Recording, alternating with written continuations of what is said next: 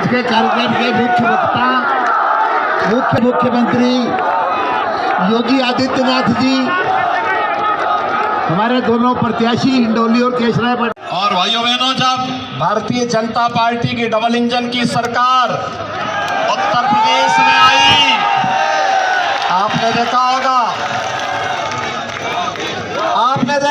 उत्तर प्रदेश में 500 वर्षों का इंतजार समाप्त करके अयोध्या में राम मंदिर के निर्माण का कार्य युद्ध स्तर पर चल रहा है। अयोध्या में राम मंदिर का निर्माण हो रहा, कोई संदेह नहीं है ना। तो भाइयों बहनों, फिर राजस्थान में सरकार लाने में भी कोई संदेह नहीं होना चाहिए। भाइयों बहनों, मुझे आश्चर्य होता है, ये वही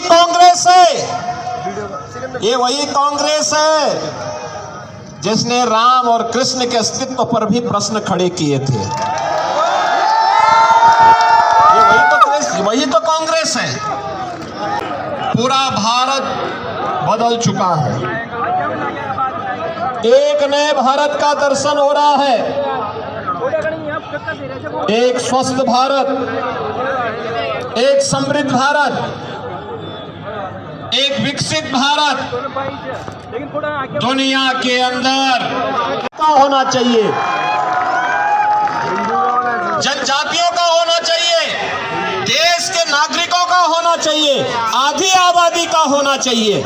लेकिन भाइयों बहनों, नागरिकों को उनका अधिकार देने की बजाय कांग्रेस ने तुष्टीकरण की नीति को लागू करते हुए, अगर तुष्टीकरण की नीति नहीं होती, कन्हैया लाल की हत्या नहीं होती।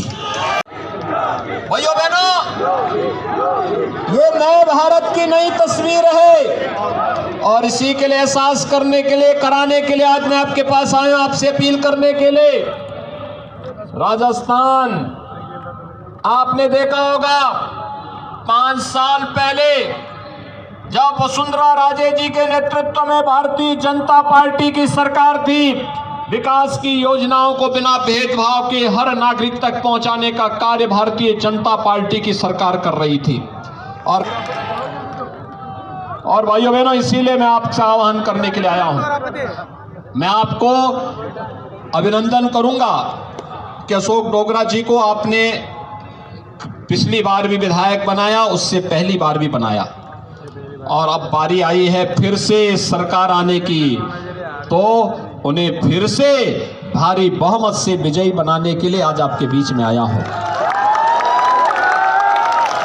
फिर उसके बाद नारा दिया गया, रामलला हम आएंगे, मंदिर वहीं बनाएंगे।